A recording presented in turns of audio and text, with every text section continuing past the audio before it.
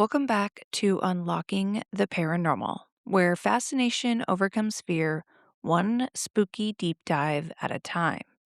I am your host, Carrie, and if this is your first time joining me, I do appreciate you checking out the show. This is actually the second installment of the Spooky Summer series, where summer adventure meets the supernatural and every getaway becomes a ghost story. You will be able to catch a new episode every Wednesday now throughout the end of August. Now, these stories will lead us into the official spooky season of the fall, which starts in September on my podcast. And that's when I get into stories a little bit deeper. I do deep dives into paranormal related topics, and I have quite the lineup for season 3. And honestly, I feel like this is going to be a really good spooky year, and I cannot wait for you all to hear each of these episodes. Now, last time on the Spooky Summer series, we explored a chilling tale of a haunted hotel in New Orleans and a very eerie and terrifying encounter in a cabin in Tahoe. And if I'm being honest, this is probably one of the most haunted cabins I have ever heard of. If you have not already listened to last week's episode, I definitely encourage you to check it out if you love haunted cabin stories. But today, the journey continues with even more unsettling stories from the places people visit to relax, escape, and make memories. So settle in for episode 2 of the Spooky Summer series. As we learned from the last episode, not every haunted travel experience happens in a crumbling castle or abandoned asylum. Sometimes it happens in the hotel room where you're trying to get a good night's sleep. One traveler recalled 2 experiences that have stayed with her for years. The first occurred while she was staying at a very old hotel in Florence, Italy, overlooking the river Arno. And I really hope that I'm saying that and pronouncing that correctly. If not, just let me know in the comments. Sometime during the night, she suddenly woke up and found herself staring directly at a man's face. What made this experience so unsettling was the fact that there was no body attached to it. That's right, this was not her waking up to an intruder, although that would be equally terrifying, if not more. The face appeared suspended in the dark, quietly watching her as she slept. She later described the man as looking as though he belonged to another era. Around his neck was a pleated ruff, the type commonly associated with the Elizabethan period. He had a small beard, a mustache, and slightly long gray hair. Despite the shock of waking up to find the stranger's face hovering nearby, she never felt threatened. The expression on the man's face seemed more curious than menacing, as though he was simply observing an unexpected visitor. After a few moments, the apparition vanished. Years later, she found herself involved in another unusual experience while staying at a historic hotel in Volcano, California, during a paranormal investigation. Because she was the last member of the team to sign up, room assignments were limited. She was placed alone in the hotel's annex, a separate and more modern building located down a flight of stairs from the main hotel. The annex was completely empty except for her. As the investigation progressed, members of the team began examining various rooms throughout the property, including hers. According to the witnesses, some of the electronic voice phenomenon, or EVPs, captured inside her room were among the strangest of the entire investigation. And Quite honestly, the fact that they even captured an EVP to begin with is pretty great. The recordings allegedly contained voices making comments about her and even discussing kissing her. The activity was unsettling enough that by the end of the night, another woman on the investigation team offered her to let her stay in her room rather than return to the annex alone. She gratefully accepted. After spending hours in an otherwise empty building where investigators were recording bizarre voices apparently directed towards her, the idea of sleeping alone felt far less appealing. Well, she never reported seeing a full apparition at the California hotel. The combination of the isolated location, the very bizarre EVP recordings, and the fact that she was the only person staying in that building made it one of the most memorable paranormal experiences of her travels. So basically, she encountered a super horny ghost. And I, for one, am glad that she chose not to stay in that room because who knows what would have happened to her later in the evening. You know very well that it wouldn't have been good, and she definitely would have encountered something more. Now, I do wonder, and I am, however, curious what would have happened if a male would have decided to stay in that room for the night? Would a guy have experienced the same things that she would have encountered if she would have stayed? Now, this next story was actually shared on Reddit's Our Paranormal. It was shared by user Spaghetti Queen 18. She writes the following. My father, mother, and I make frequent trips to the Smoky Mountains and stay in the cabin they have near Pigeon Forge. However, this particular trip still haunts me to this day.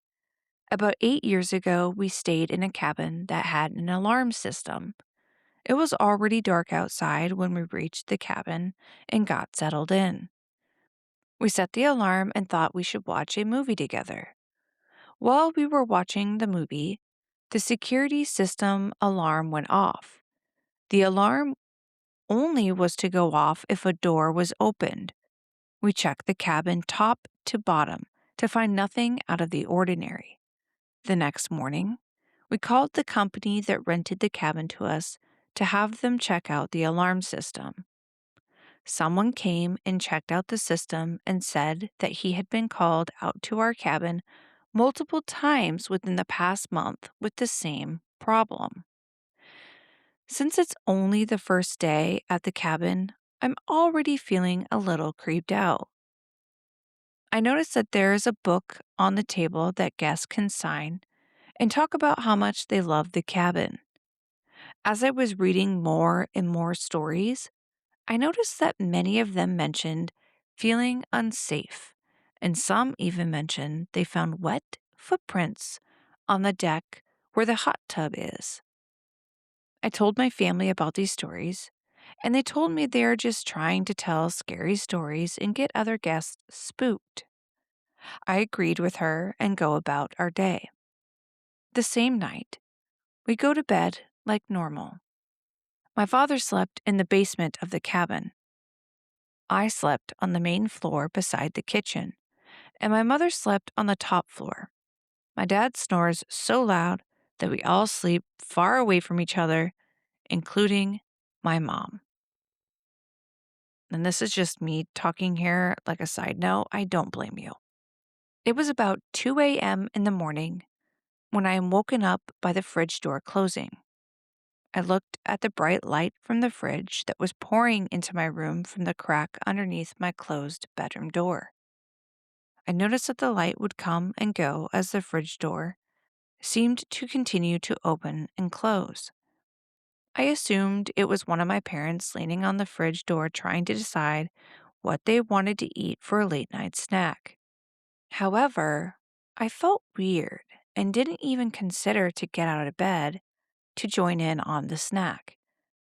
The fridge light disappeared slowly, and I heard footsteps walk away from my bedroom and head in the direction of the steps to go up to my mom's room.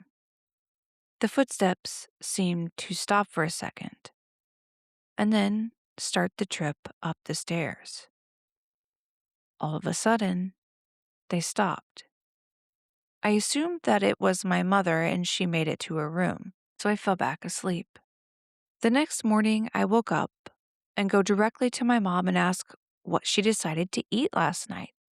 She looked at me and asked, "What?" I told her that I thought she was at the fridge last night opening and closing the fridge because I heard her go back upstairs after a while around 2 a.m. She looked at me and said, "I thought that was you." At this time in my life, I was known to sleepwalk every now and then. She then continued on. "I saw you standing at the top of the stairs last night around that time. I assumed you were sleepwalking because you looked at me and went back downstairs." So at this point, I start to freak out and become sick to my stomach. The rest of the trip, I slept with my mother on the very top floor. I didn't experience anything else the rest of the trip and never went anywhere alone. A couple of months go by after our trip when my dad tells me he was looking to rent another cabin for a trip. He went to go look at the cabin that we rented last time and found out that the cabin had been closed and is no longer available to rent. Out of curiosity, he did some research to find out that many guests experienced something in that cabin. Complaints ranged from feeling unsafe to people thinking someone was in the cabin that shouldn't have been, to people leaving before their vacation was even over. I am not sure what my mother and I had experienced that night at the cabin, but I now know that we weren't the only ones that went through something similar. And that is it for the second story of today's episode. And I honestly absolutely love this story. For one, it has a very paranormal element to it. On the other hand, it's creepy because was there possibly someone hiding out in the cabin with them and they were just completely unaware of it? I really wish that they would have checked the fridge a little bit closely and tried to make note of any food missing. I think that that would probably be a better indication on if they were actually dealing with a human or a spirit. And another question I have is if this person was real and they went upstairs and they peered at the mom, first off, that's really creepy. Second, where did they disappear to after they went downstairs? Was there another crawl space somewhere that was kind of hidden? Was it in the basement with the dad and he just was a heavy sleeper and didn't notice? There's so many questions that I have at this point, and honestly, a lot of people could argue that it's not a case of the paranormal, but simply someone stowed away in that cabin, hiding out in the cabin.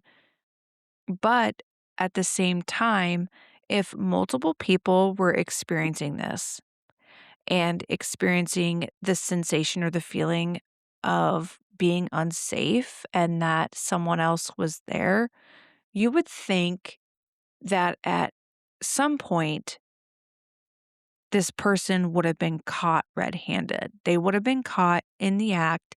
Somebody would have found them and would have been face to face with them.